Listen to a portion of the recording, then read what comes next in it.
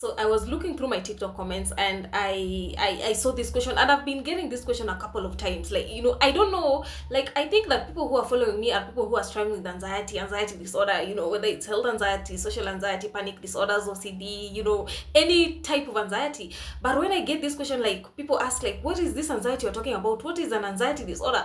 Like, what are the symptoms of anxiety? And I'm like, okay, I thought people who are following me are only people who are struggling with anxiety. Like, what are you doing here if you're not struggling with anxiety? I don't understand. But anyway, I'm gonna use this video to explain the difference between anxiety and an anxiety disorder. So anxiety is an emotion. Like, anxiety is an emotion that everyone has. In this world, everyone has anxiety because it's an healthy emotion. It's an emotion that helps you to detect a threat. Like, when something is happening, you only detect it when you have anxiety. You can't survive in this world when you don't have anxiety.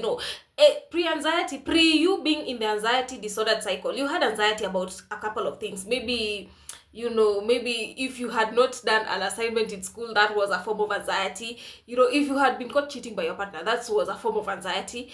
There's so many things that give. If you have seen a snake, if you have seen a tiger, there are so many things that can give us anxiety. And if you have that emotion, it is that emotion that is helpful to sense a threat. But there is anxiety disorder. You are in the disordered cycle of anxiety. That's when now you are anxious all day. You're having the physical symptoms, you're having the panic attacks, the feelings of unreality. You can't think of something else apart from anxiety. You can't think of something else apart from how you feel. You can't think of something else apart from you and the anxiety. Now that one, you are in the disordered cycle of anxiety. It can be crippling, it is debilitating.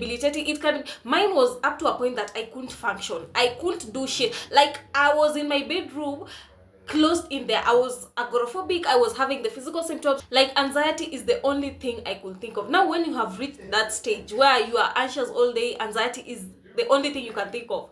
Now you are in the disordered cycle of anxiety. You're having the physical symptoms, the feelings of unreality, the intrusive thoughts. Like, anxiety controls your life. That is the disordered cycle of anxiety. So if you have been asking me the difference between anxiety and the disordered cycle of anxiety, I hope this video explains to you.